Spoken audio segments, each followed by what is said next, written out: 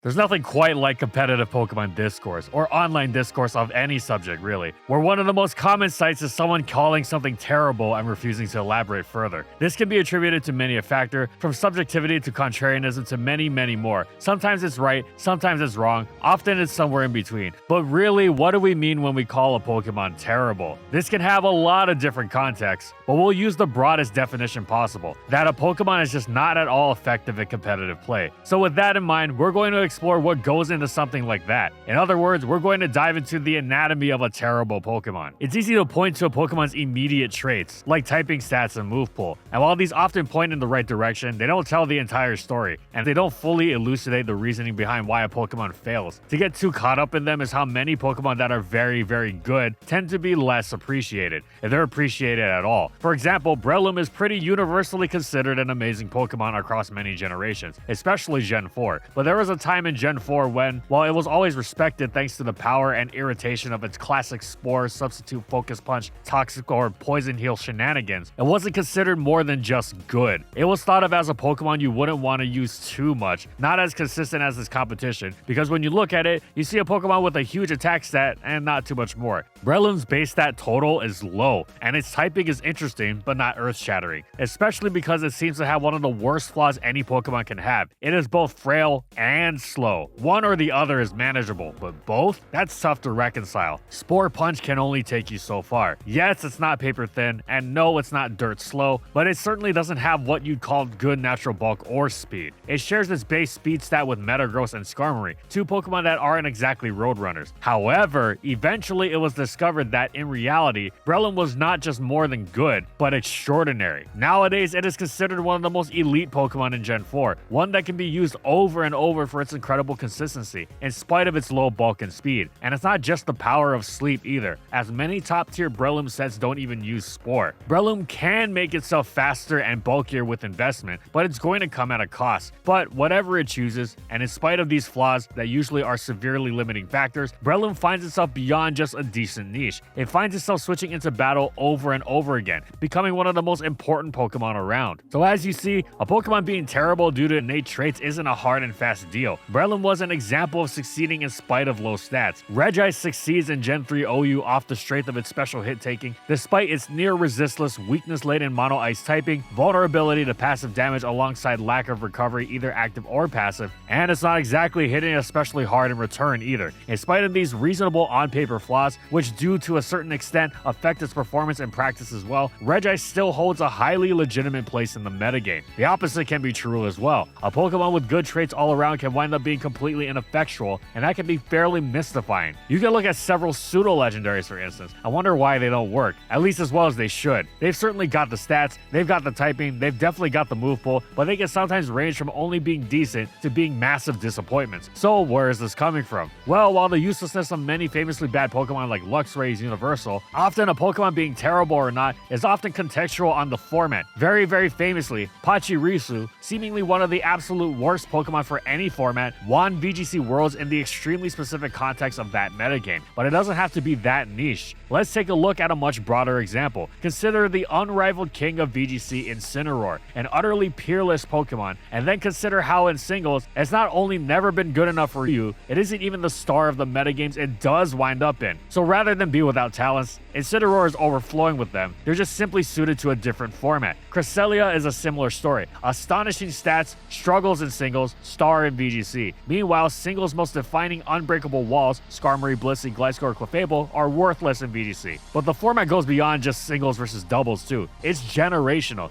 The aforementioned OU star of Gen 4 that rocked standard play in Gens 3, 5, and 6 as well, Breloom, now sits in NU. Power creep is major, both offensively and defensively, sending previous stars to the lower tiers. It's why previously defining destructive wall breakers like Lucario and Terrakion no longer seem so impressive, while seemingly unbreakable walls like Suicune and Milotic are now pushovers. Does this make these Pokemon terrible? Hard to say. Overall, it seems ridiculous. They've certainly got the stats, typing, and move pool, which didn't just launch them to stardom to begin with, with, but are hardly shabby even today. The prospect of using them in standard play in Gen 9 though, in that context, yes, they are terrible. Again, there is more to this as far as format is concerned. Singles has lower tiers, where even Gen 9 Suicune dominates in formats more akin to the OU metagames that it was part of, while VGC has all sorts of different formats, like 2011's Gen 5 only meta, or most famously, the restricted metagames where the big legends come down to play. In such a context, something as on paper awful as Raichu can become a superstar. Even the Pokemon that are too good for standard play have this contextual flaw. There have been many Ubers that are too strong for standard play. Nobody would ever accuse them of being terrible based off of that. However, when competing with their fellow Ubers, not only are they less effective, that's to be expected, they are outright bad. Zamazenta Crown may be too much for OU, but when it's facing off against Zacian Crown and company, it's a royal flop. Kyurem White seemed like it was going to change the hierarchy of power in Gen 5 Ubers, but it wound up going the way of Reshiram, aka all of its power, truly unhinged though it was,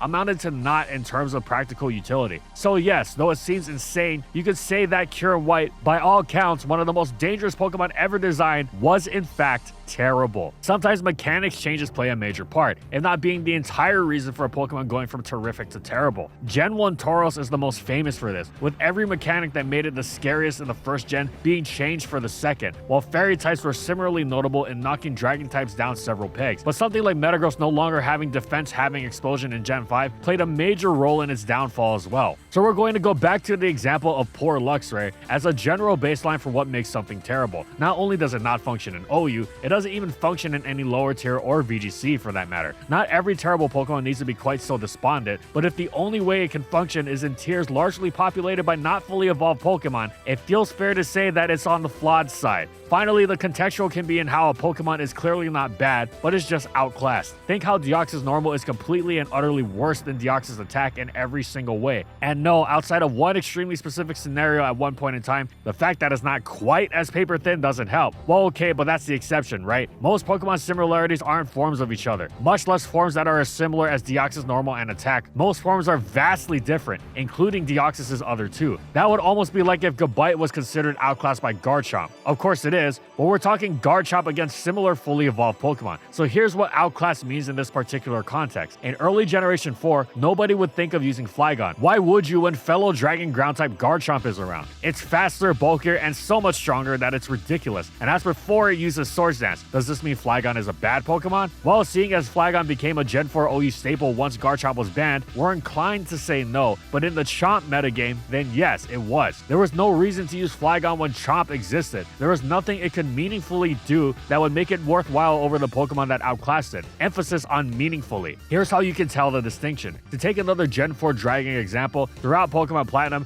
Dragonite was clearly a powerful, dangerous Pokemon, but there was absolutely no reason to use it because Salamence did exactly what it did, but stronger and faster. Dragonite had better natural bulk and some unique traits with Heal Bell, but this was not nearly enough of a reason to use it over Mence. However, when Heart Gold and Soul Silver came out, Dragonite gained extreme speed, and suddenly, there was something it could do that Salamence couldn't. It could now act as a powerful mixed attacking lead that finished off Focus Sash users with priority. Make no mistake, Dragonite could only be used in the lead slot without being outclassed, as you wanted your dedicated mid-game Draco Meteors dropped by Salamence instead. But as a lead, it was the real deal, completely and unequivocally superior to Salamence. That was a genuine niche. With Flygon, yes, it did boast certain advantages over Garchomp. Levitate providing it an immunity to Earthquake Spikes and Toxic Spikes is an amazing trait to have, while U-Turn is one of the best moves in the game, and they can have Recovery and Roost. The difference, none of these traits allow Flygon to effectively perform a role Garchomp couldn't do better. These advantages weren't enough to bridge the massive gap between them, and that brings us to our main point. So every Pokemon is unique, right? You could come up with some theoretical Flygon set that Garchomp couldn't imitate precisely, something bulky with Roost and U-Turn for instance, but would it be worth it? Putting aside the details of that scenario, like that Garchomp could also run a great bulky set with Stealth Rock if it wanted to, or that Flygon's brand of Roost and U-Turn bulk was probably going to be done better by Gliscor, there are certain players that go out of their way to find specific niches for Pokemon that nothing else can replicate, giving them something they can do, even if they won't be particularly amazing at the job. For example, Pinkacross, who delights in this activity and has even used Luxray itself. So theoretically, this is true to an extent anyway. So that brings us to the ultimate litmus test. Part 1. It's about what a Pokemon can do. When a Pokemon hits the field, how is it progressing the game state? How is it supporting its team? Whether it's dealing and dishing damage out or offsetting it for its team, it's gotta leave some sort of impact. Okay, so let's say you found that niche. Heck, in early Gen 5 NU, one all-time great player was seen using Intimidate Volt Switch Luxray. This is something unique that Luxray can do. So that brings us to part 2 of our test. Is it worth it? Is using this Pokemon the best competitive choice? Of course, if being ultra optimal isn't your highest priority, that's fine, but if you're playing to win above all else, is there not a better option to use over this Pokemon? The answer in this case was no, and even this player, renowned for succeeding at the highest level with unusual strategies, stopped using Luxray after the initial experiment. Neither did anyone else. It wasn't worth it. This is not to say it's written in stone that Luxray will be terrible in Gen 5 NU forever, but thus far, the niche has not been found, and based on what we've seen so far, it doesn't look likely. Sure, you could have guessed this from looking at what Luxray has to offer, which is very little and meager, but even after finding the niche Luxray had, the conclusion reached was that what it offered just wasn't worthwhile. It didn't offer enough offense, enough defense, enough support, enough anything. The specifics of Luxray aside, this methodology is what leads us to the anatomy of a terrible Pokemon, as it extends across the borders of formats, generations, and the 1,000+ Pokemon that exist. What a Pokemon has to quote-unquote do can be very little. Aerodactyl is used as a lead across multiple generations just to stealth rock and taunt because it's extremely fast. It's a Pokemon whose entire purpose is to faint early in the game, and not because it's dropping something with a powerful explosion. Nope, you start the game 6-5 often without any damage, or meaningful damage anyway, dealt by Aerodactyl, but it's used because it's successful, and it's successful because what it does is so important for its teammates. Getting rocks and denying the opponents for an early game advantage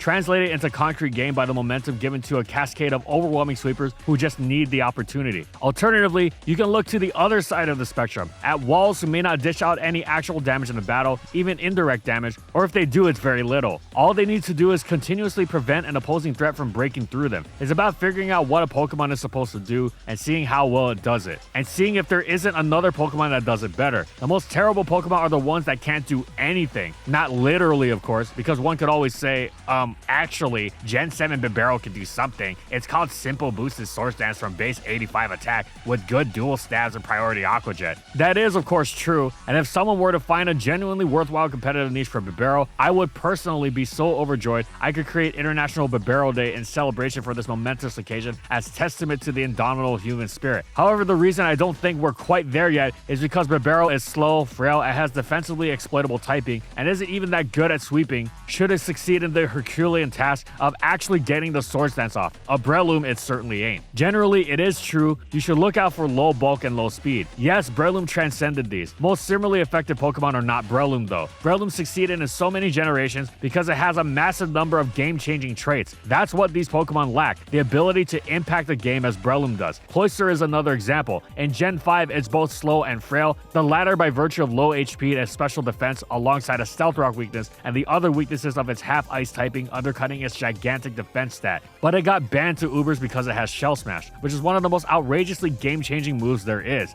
Shell Smash can't save every bad Pokemon. There are a number of Pokemon with it that remain pitiful, but there are a lot whose fortunes would instantly 180 should they receive it. Or Quiver Dance, or Spikes, or Regenerator, or Magikarp, or anything else that lets them do something in spite of their low stats. Clefable doesn't have a single base stat even reaching 100, and its bulk isn't especially impressive in and of itself, but thanks to Magikarp, it's one of the most consistently immortal Pokemon in the game, stunningly defying power creep in generation after generation. Toxapex without Regenerator wouldn't be especially impressive. Half the time all it does is switch into an attack and then switch out again without using a move, since it just has to soak up the damage for its teammates, and switching is how it gets to stay healthy enough to do it over and over. Instead, this water type whose Scald can't consistently 3-hit KO 0 bulk or recovery heat ran is one of the most consistently obnoxious Pokemon in the game. This is also why the opposite is true, why a Pokemon with good traits can fail. It just doesn't impact the game enough. Goodra has so much going for it, but when it hits the field, what does it do? It just kind of generically deals unimpressive damage,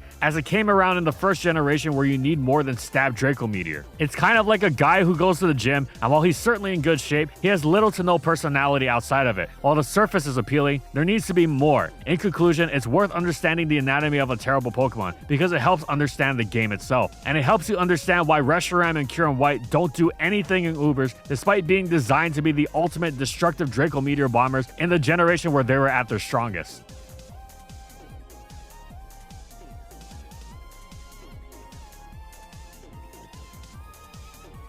And thank you so much to our platinum patrons. Thank you to Amphozenus, Alex Sable, Anthony Belval Renault, Bingleton, Daniel Isbeast, Corman, Eric Dissing, Funky, Glitcherton, Howl, Jack G, King Yabber, Nightfall, Megamon VGC, Mojo Gameslayer, Nurse Jake, Pretzel SP, Sojiro Sakura, Spavoon, Gylaria, Soares and Croxon, Shiwei Miji, Stoneface Colin, Kiboflu, Wardine,